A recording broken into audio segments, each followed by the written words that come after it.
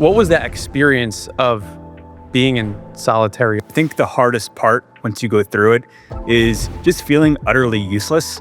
So whether it's getting like a pen and paper, a letter from family, or having a 15-minute recorded phone call, just hearing when people like need your help or they want to talk to you and just knowing that you can't do anything in return, I think you really lose your value and your self-worth. The biggest eye-opening thing beyond like the relationships and the friends and the family was that the prison system was designed to kill creativity. Welcome to Second Self, the podcast where we explore what happens after the big chapter ends. Whether it's selling a company, leaving the spotlight, or walking away from a former identity, this show dives into the reinvention that follows success and the messy, beautiful process of becoming who you really are. Each week, I sit down with founders, creators, artists, athletes, and visionaries to unpack the emotional, psychological, and spiritual side of transformation. If this episode resonates, please do me a favor, like, comment, subscribe, and if you know someone going through their own reinvention, please share this with them. Okay, so we are back with the Second Self podcast. Today, we have a guest, Billy McFarland. He is the notorious founder of Fyre Festival.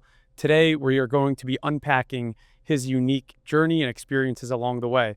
Welcome to the podcast, Billy. Thank you, Daniel.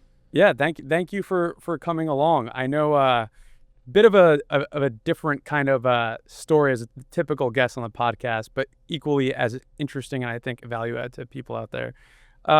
So a question that, it's very relevant because the title of this podcast is Second Self, and you recently sold Fyre Festival, which your identity has been so closely tied to over the past, how many years now? Almost like eight or 9 years. It's been a while, yeah. 8 or 9 years now.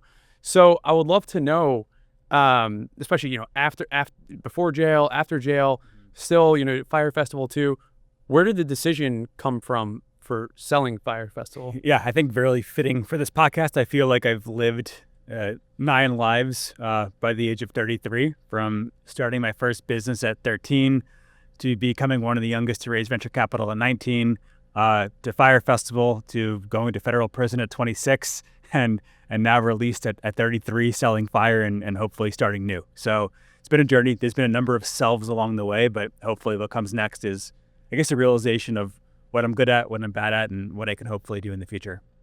I love that. Yeah, I guess we're on our 9th life. Hopefully it's the best one yet. Hopefully it's the best one. Let's make this one last. Yeah.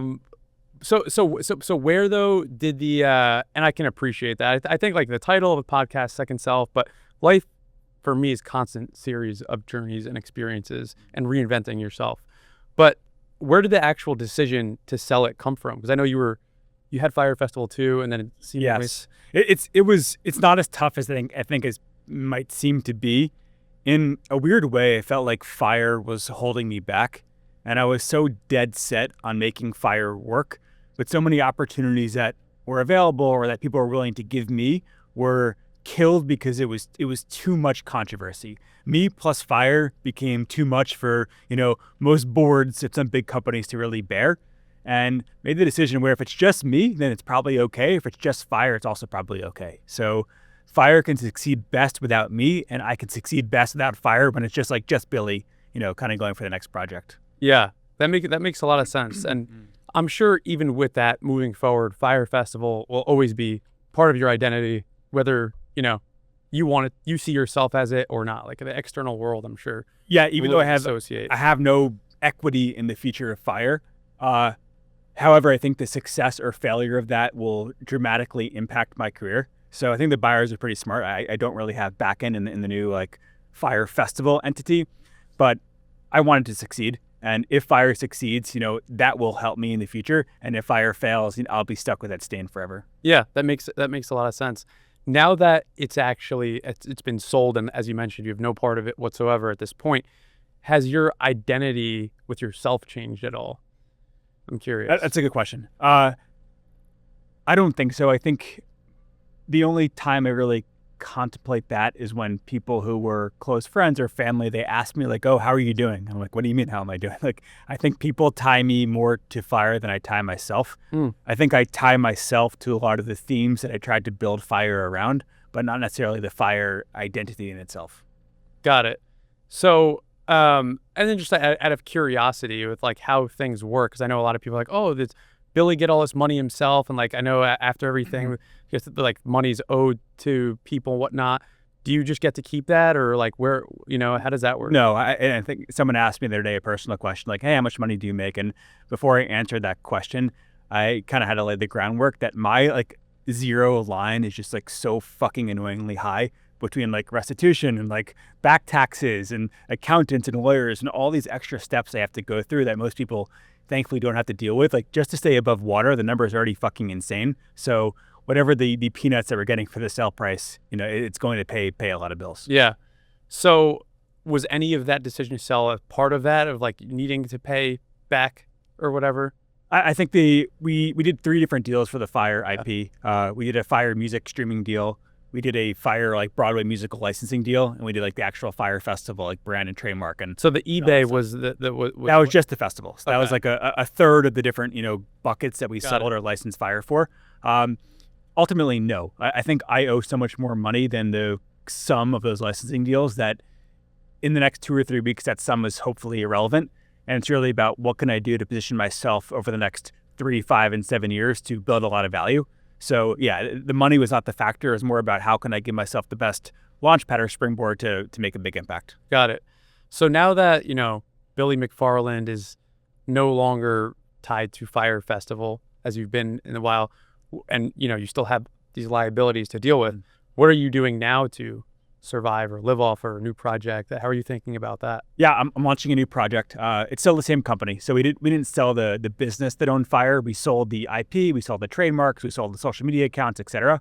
But the company still exists, the same team, the same partners, the same shareholders. So have been working on like a tech marketing product that I'm launching hopefully next week. So okay, yeah, that's exciting. And in terms of I think the interesting thing a lot of people see externally is, you went to jail, launched Fyre Festival 2, which didn't seem too dissimilar from 1 with the pre-sales and all this stuff. How do you now, especially I think the interesting thing about jail, as I think about it, is like you're forced to, I'd imagine, connect with yourself. For sure. And you get a lot of time in stillness, no phone. I went 1 week without my phone in November, and I was like, I'm a whole new person. Hopefully voluntary. It was voluntary. It was voluntary, but once I was there, I was like, give me my fucking phone. Yeah. I can't do this. It was hard. But I'm curious now, do you have awareness to see when maybe old patterns are resurfacing with where you're at now, call it in the current state?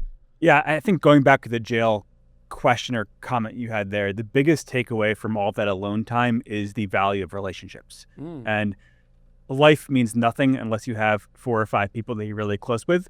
And every decision that you make in business, ultimately, in my point of view, needs to come back to whether or not this is helping to build trust and, proximity and love in those 4 or 5 relationships. And if it doesn't do that, it's probably not the right business decision.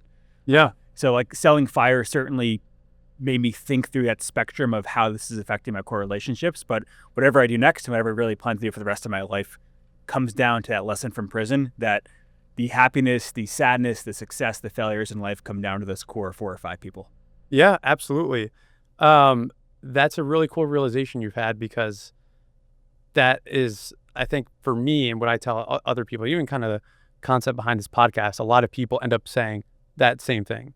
Not just relationships in a business sense with like what you're doing and trust and all that, but, relationships with your friends, family, loved one, partner, etc. Like if you don't have that, you can have you have multi-billion. There's nothing behind it. Yep. You're empty. Yeah. If everything in life is transactional, life is pretty shallow. Yeah, absolutely. So I'm curious, what was that experience of being in solitary like? Were you reading? Did that thought that you just had occurred to you? Like, how did you come to that conclusion? People who haven't been to prison always question the physical realities of it. Like, oh, how is it using a toilet 12 inches from their guy's head? Or like, how is it not having a bed for 4 years? But I think the hardest part once you go through it is just feeling utterly useless. So whether it's getting like a pen and paper, a letter from family, or having a 15-minute recorded phone call, just hearing when people like need your help or they want to talk to you, and just knowing that you can't do anything in return, I think you really lose your value and your self-worth when you're just kind of hopeless and and fetal to make an impact on the world or your loved ones. Yeah, that's pretty deep. During that time, I'm curious, did you get inspired?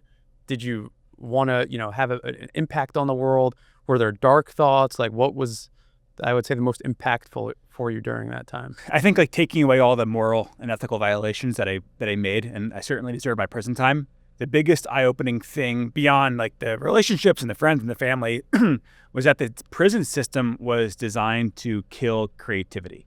And I think it's really good if you have a bad person, right? If you're a murderer or a rapist, like you don't want that person being inspired to continue committing crimes. So they apply this one-size-fits-all mentality where they assume everybody is the worst possible version of themselves and try to put you into this mundane routine where you become like a living robot. And I thought that was very interesting to try to like extricate myself from and like watch and see all that happening, and to try not to let prison kill that creative gene or creative like inspiration that I once had, while still obviously applying all the lessons and not making the terrible mistakes that I made the first time. So I guess you kind of, it's interesting. You pointed out some of, the mistakes you made. It sounds like, you were able to at least there embrace some of the mistakes, and you launched, I guess, the podcast. Is that what you're talking about, and being an outlet of inspiration or creativity? I think everything was fighting against the system without breaking like any laws, right? So if you're designed to wake up at 5 a.m. and eat at 5:15 and then every like second of your day is planned out for you, it's really hard to be creative. Even if that's like you lose control. You lose control. Even if that's like writing notes in a journal, right? Your brain and mind start to become really numb. And a lot of the people who had been there for a long time would always urge me like, hey, just get into a routine.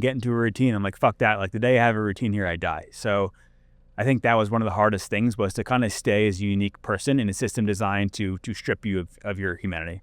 That's really interesting. So were you able to, well, in the sense, I'm curious now, is like in the sense of creativity and inspiration, why go back into launching Fyre Festival 2 right after prison? Is like, did you have the idea there? Like, I want to, this thing I had could have been done right. I want to do it right this time, or like, I want to have redemption. Like, what was the idea behind that? Yeah, I had two goals. One was to make the dream of Fyre Festival come to life, and two was to pay back everybody that I owe. And I think, as most startup founders listening will understand, like finding product market fit is very, very hard. And it took me a little while after prison to find my footing. And I realized, why am I trying to go elsewhere when the product market fit of Fyre Festival is not only obvious, it's massive. So I thought that was kind of staring me into the face, where if someone could do a Fyre Festival successfully, and I believe this for the different buyers and licensors of the IP, that they will create massive brand value. And it was this like weird arbitrage where all somebody needs to do is throw a successful party, and they're creating however many tens of millions of dollars of brand equity by doing that. So I really believe that's a great business opportunity, but I think the baggage of Billy plus Fyre was too difficult for me to overcome by myself. Well, you guys still sold a bunch in pre-sale, right? We did, yes. And I guess that ended up being a failure because it never came to life. Did that have any impact on you? Like, oh shit, like everything you just mentioned didn't actually come to fruition, and like how that impacted your, I don't know, call it relationship with entrepreneurship and everything else that coincides with that? Certainly. I think a lot of the challenge too is realizing that when you're in the penalty box, the only other players that will play with you are the other ones who are in the penalty box. Wow, that's interesting. So I think that's a really interesting spot. But people don't. The weird part of my situation is that all of my cards are on the table from day one, right? I can't walk into a room and do a business deal without someone knowing my background. Yeah. So people know where I was wrong, and they know how to put the guardrails up or how to work around it, right? But I was attracting people who had flaws or maybe were wrong in certain aspects, but those cards weren't on the table. Yeah. They were presenting themselves like Billy did 8 years ago, right? Where everything was perfect, but in reality, the foundation was shaky. And that was like a really, really tough kind of come to Jesus moment where I'm like yelling, like, why are these people doing this? And like not realizing that I was attracting a lot of people who I was like, in my So you're talking about people that were helping fund it, put it together, organizers, like what specifically when you're alluding to that? I think our internal team is awesome and like they're really strong, but a lot of third-party players that we were attracting, like whether it's, fractions of the Mexican government who are asking Fyre to come and do things there, right? We were attracting people who were looking for those shortcuts, and when they presented themselves, everything was perfect, but in reality, their foundations were shaky. Got it. And, on that note, you said 33. It sounds like. Yeah, 33 now. 33, and still young entrepreneur. Sounds like there's still a lot to prove to yourself, to the world, et cetera. I'd imagine. How does that feel with like you're launching a new company, and I'd imagine it's very hard to have resources, investors, like you mentioned, et cetera, having your back against the wall with like all the money you owe. Like, how does the weight of that affect your day to day? It's much harder than I expected. I think I got myself through the 4 years in prison and 10 months there I did in solitary by having this idea where I'd walk out, I'd get back on a cell phone, and everybody would pick up my phone call. And in reality, 9 out of 10 people just like blocked my call and never responded to me. So it took a while to get back on my feet. I think I still am. I think I'm getting closer there, but it's taken a few years and not a few minutes like I expected. So I think time heals all wounds. But the wound of violating trust is really deep and really wide and takes a lot of time. And I'm going through that path to re-heal that wound of violating trust. Got it. And how about, well, I guess, what are you it's, once again, it's interesting with, the trust component, whereas like a lot of people look at Fyre Festival too, and they're like, oh shit, Billy's just doing the same things. Like, do you see, like, how do you see that in terms of like how you're building it versus how the world sees it externally, and how your objective is to earn trust? Like, how are you kind of threading that needle? Good question. This goes back to those 4 or 5 key relationships. And it's like, 1, am I making myself proud? And then 2, am I making these 4 or 5 key people proud as well? And as long as we know, and as long as we believe in what we're doing is the right thing, then I think that's what really matters. People get this wrong. Like the first festival, I made a lot of stupid management decisions, but that wasn't the crime. The crime was lying to investors. Like, we genuinely tried to do the festival. And so people were like, oh, he's doing a festival again. The festival's a scam. The festival itself was never a scam, and certainly Fyre too. There was no scam in any realm of it. But yeah, I think so people kind of take a narrative that they have in their mind and try to apply it to the next projects. But as long as the core team knows, I think it starts to spread, right? It's like the K factor when you're building a viral app. If 5 people know, they tell 5 people, and I think that the truth of the intentions and the actions start to, quote, go viral, if you will, amongst people. And, I hope that will realize success in business and products. And on the concept of relationships, especially, you mentioned it a little bit with like the people's closest to you. I'm curious also in terms of your relationship with yourself through it too. Is like, you tried to do it this way. It sounds like you thought you were leading from a place of integrity this time, which is maybe why it sounds like you're saying people close to you are able to see that. Do you see yourself leading with integrity? Or curious, what are other values you try to hold to yourself now to have self-respect on a daily basis so you could, live that kind of fulfilled life? So the decision that I remember making that led to a lot of the mess and chaos from Fyre Festival 1 was taking a shortcut that in the short term could hurt other people with the incorrect mindset that this will help me make Fyre Festival work. And by Fyre Festival working, everybody's going to win. And I didn't understand that by hurting people in the short term, by, doing bad transactions or, not respecting the trust that I had, ultimately compounded, and it made things a lot worse in the long term. So I think now it's taking more time, I think, to get to the right outcome, but not by being transactional first with everybody around me. I think it really starts with that mentality. Makes a lot of sense.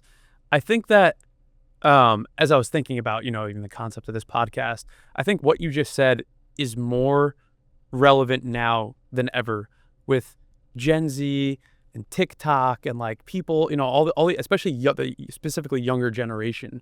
It seems like they are willing to do anything at all costs to make money. Because they see the entrepreneurial, they to have everything they see on social media. So one thing that really like confused me was, particularly for the first year after I got out of jail, almost everybody I met, and especially I was trying to meet a lot of the younger, like next generation entrepreneurs, they all told me stories of the worst thing they had done to try to relate to me. And I'm like, wow, like these people are worse than most of the guys in jail. And I think that had changed in the 4 or 5 years. Like you're talking about specifically like younger entrepreneurs. And the lines they're crossing or the rules they're breaking to make money and find success.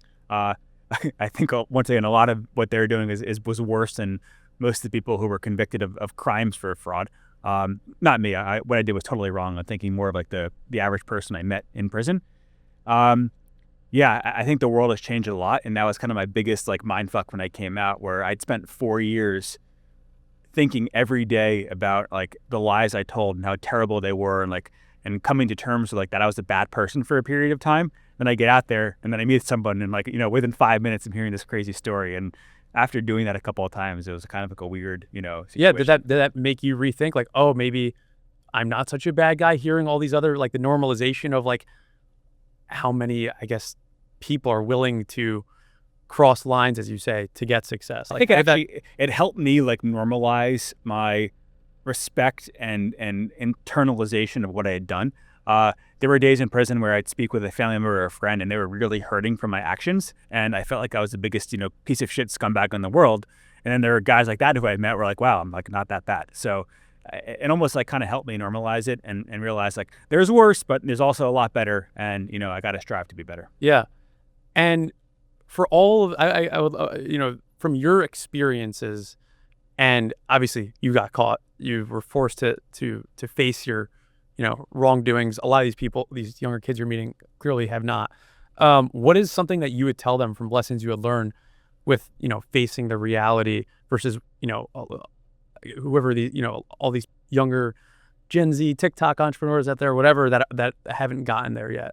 I think most of the people that have told me these stories, they never set out to do wrong or to scam somebody or to take money. I think similar to my story, I think what I got wrong, and I see in a lot of these young kids, is that the realization that you have so much time when you're young. I know it's cliche. I know everybody says you have time, but it is so true. And when I was 24 and I thought that I had to do a festival on a remote island in the middle of nowhere in 4 months or else my life was over, just sounds fucking insane. Like 9 years later, right? I could have taken 2 or 3 years to do it, not lied to investors, and we wouldn't be here right now. I wouldn't have hurt my family. I wouldn't have hurt my friends. So time is very, very real when you're young, and making an extra 50% or 100% of money, tomorrow is not worth borrowing against the time in the future. Yeah, no, that's actually a really powerful insight. That is interesting. It's definitely something I can relate to a lot. Especially think about my younger self. It's like the urgency. You need it now. You need it now. Like you want to, it's like, because I think most of these people are coming from a place of scarcity. Mm-hmm. So it's like, I need to leave this as fast as possible. Urgency is great in building, right? Like, exactly. If you're building a product and you have a bug or a feature, like urgency is great to go develop it. Urgency is not great with money. Urgency with money leads to problems. Urgency with everything else leads to, to positivity. Yeah. It's really interesting. So, and through this time, I'm curious, once again, just staying on the Fyre Festival topic, was there a point, especially when you were by yourself in solitary, where you realize like, I am not Fyre Festival? And then like, what were you left with when the identity of all that went away and you're just left by yourself? That's a really good question. I think solitary is hard because when you have no one to speak with, you can't check your thoughts or emotions. And when you're alone for so long, your fears and anxieties start to go to like the worst extremes, where if a guard would walk by my cell, I'd be like, oh, why did he look at me like that? Does he know something I don't know? Am I getting 20 more years of my set? Like, you start having these crazy thoughts in your head. And that's why it's tough. So I think back to your finding self-worth, you go to extremes as well when you're in solitary, right? You have a good push-up session, you feel great about yourself, and then you get a letter in the mail every 2 weeks, and now you feel like you're worthless and you can't really help people you love. So it's hard to get to the middle. Yeah, it's hard to get to the middle. It's like a massive swing of highs and lows. That is very interesting. I know, I mean, 10 months is an extreme, but a lot of people are doing these 10-day silent meditations and whatnot. And at the end of it, they're able to get to a place of positivity and I don't want to say enlightenment, but like they're able to get to the inner depths of themselves. What did that look like for you? Not to take away from those sessions, but the hardest thing of solitary is not knowing when or if it's going to end. So when you go into something knowing that you have to endure for 3 days, 7 days, or 10 days, it's far easier than you going in there and the guards telling you, hey, you're locked in here forever. And maybe they're kidding, maybe they're not, right? and they can do it, and they're playing in your mental, they're testing your mental strength, and you're stuck. And you hear guys screaming, you hear guys going crazy, they're throwing feces under their door. So when there's no end in sight, I think life is a lot more difficult when you're signing up for a kind of program. So no, absolutely. I was just trying to make a point of like being by yourself. Yeah, I mean, it's really hard for me to say because was there anything productive that came from that at the end? Ironically, I think probably 10 to 14 days in solitary is extremely productive. So like around the same time that people sign up for the retreats, I think after that, So your first 2 to 3, the first, that time period for you felt like was... I think the first couple of days are terrible because like no one's used to being locked in a cage. But after you come to terms with that, I think there is some benefit to meditating all day long, to slowing down and, really thinking and reflecting. But I think after a certain period of time, we are not meant to be locked in a cage as humans, right? And it becomes really destructive mentally and physically. Do you have any of that carries with you today now? I think the fear for sure. And like, I don't want to take away like PTSD from people who have gone through like, far more serious things, but there certainly is that PTSD from like the sensation of being locked in a concrete box. That is really interesting. So, I mean, you have a lot of, sounds like, awareness of self, things going on, your emotions. Who would you say now is Billy McFarland in this new chapter of life, especially as you think of even the title of this, we're here right now, Second Self? Yeah.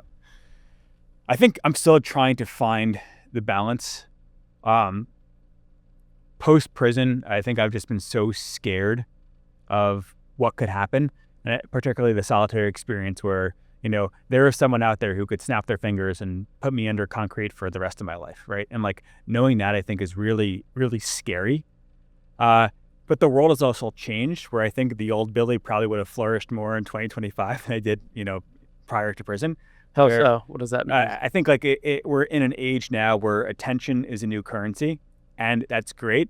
But the lengths people are going to generate attention are probably too far in a lot of circumstances. So marketing is my strength, and I think I am great at generating attention for different brands and businesses.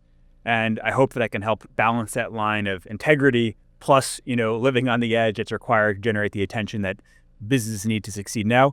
And I think if I can find that middle ground, I can be a good kind of voice for some of the larger brands. Interesting. Going back to, especially on this topic and kind of like what you said before, most interesting, the most important thing in life is relationships. How is the experience like for you now in forming new relationships? Because you mentioned there's a certain type of individual that's attracted to you due to your story, where they think who you are, right? Yeah. How do you see, what is that like for you? I think one thing I need to get away from, and those core 4 or 5 people are always telling me this and yelling at me regularly, is that I just can't like accept a friendship from somebody who reaches out, because it's more likely than not that person like has some twisted, dark past that is making them attracted to me.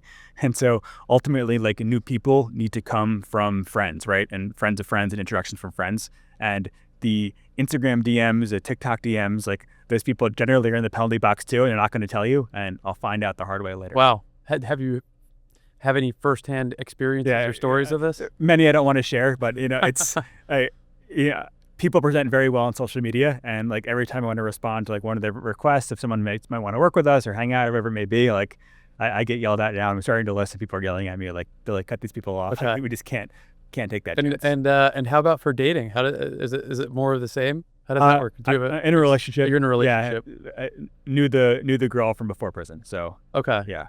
So it's an older relationship, nothing new. Okay, gotcha. Now, in terms of, second self, Billy, and what you aim to now achieve with this new company that you're building, it sounds like you already said the first thing, which is moving slow. Well, I'm curious, is like, how do you balance that even now in your second self with like, how do you, I'm sure you still find that pull to have urgency and can I cut lines, right? Because you still, if anything now, it sounds like you're in a bigger hole than you were first self. So it's like, how do you find that line now with like how you're showing up in terms of what you're building and trying to remember, like, going slower is okay versus. Yeah, I think it's urgency to build relationships and urgency to build value. That's really important, but there shouldn't be the urgency to win the race.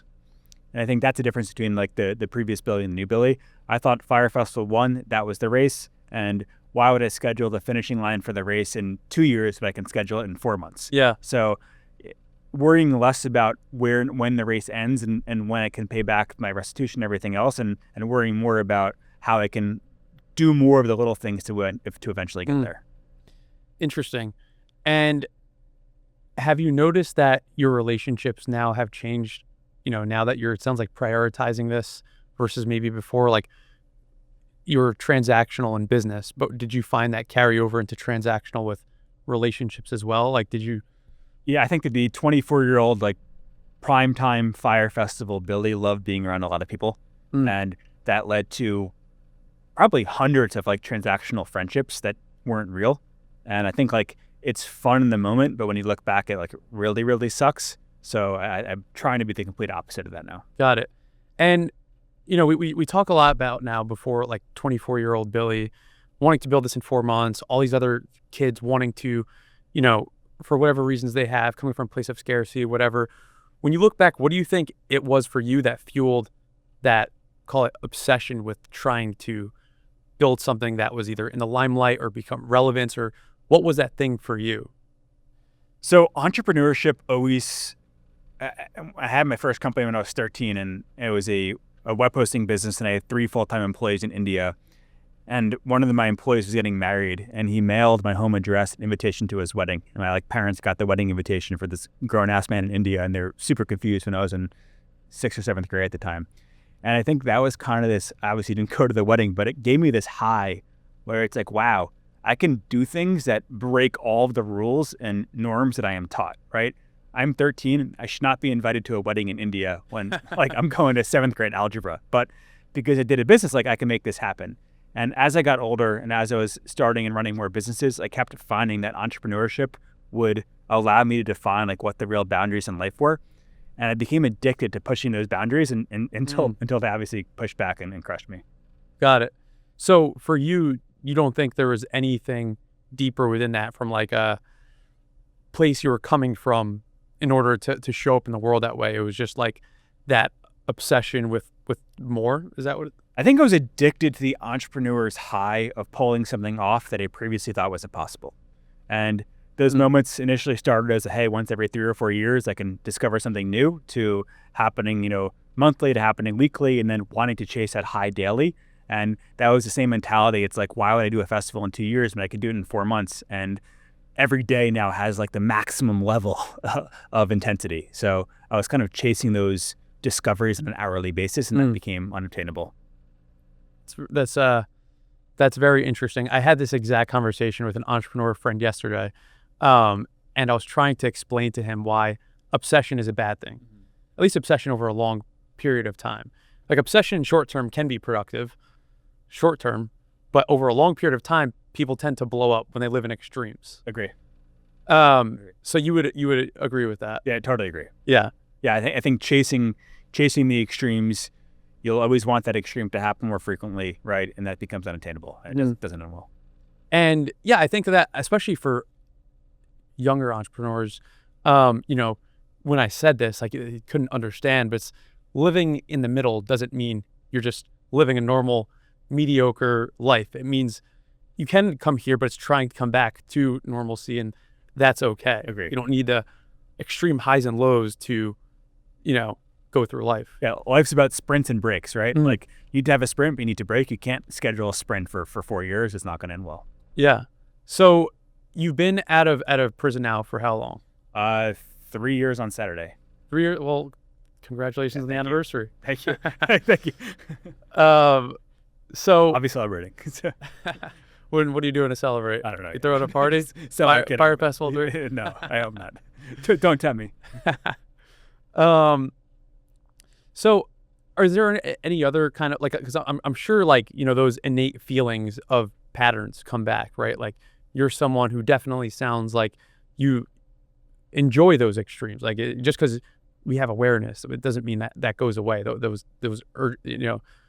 kind of compulsive feelings at times. Sure. So how does that, do you find yourself now that's showing up for you in life day to day? And like, do you have any practices that help you tone that back or? Certainly far less than it did 8 or 9 years ago, which actually kind of scares me a little bit because I don't want to lose the like proclivity for like excitement and adventure. And I feel like that can also power and fuel a lot of successful businesses and relationships. So I don't want to lose it. But it's finding outlets. Like I did a kickboxing fight like a little over a year ago. And like, whether it's like a physical exertion or, just trying something new, finding outlets outside of work to kind of like get my rocks off, if you will. Mm-hmm. And are there any specific things now? You mentioned kickboxing is interesting. Like, what are you doing right now to kind of get that, call it fulfillment or, feelings outside of work? Yeah, I kickbox and I love the ocean. So I spend a lot of time in the water. Once I'm off to travel again, we'll hopefully be spending more time in the ocean around the world. So I'll try to get there. Nice. Cool. And just starting to round things down, I know you've shared a lot of your wisdom and experiences and whatnot. If there's one important lesson that you've learned thus far, what would you say it is throughout your mistakes and journey? The best lesson I've learned throughout my entire journey is the fulfillment of 5 close friends is greater than any accomplishment or success that you could have in business. Powerful. And for others out there who feels like they've made mistakes that define them, is there anything that you would tell them about creating their own second self? I think people like to say America likes second chances. I think the world likes second chances. And you always have another opportunity. It's never over until you think it's over. And I've seen a lot of people who I admired who, in my perspective, have encountered minor setbacks and that led to them kind of digging a hole in the ground and burying themselves and giving up. The only person who can determine that it's over is you. Love that. So just not losing hope. Not losing hope and like don't stop. Eventually you're gonna get a hit. Love that. Awesome. Well, this has been a really interesting conversation. I've really enjoyed it, learning a lot about your journey and experiences and whatnot. We'll be looking forward to the new platform you said launching next week. Yes. Okay. Well, yeah, we'll pump to see what that'll be. I'm sure that the world will be as well. Yeah. Thank you, Daniel. Yeah. Thank you for coming along. And if you want to follow Billy on Instagram, it's at Pyrt Billy, Pyrt Billy. There we go. Awesome. Until next time.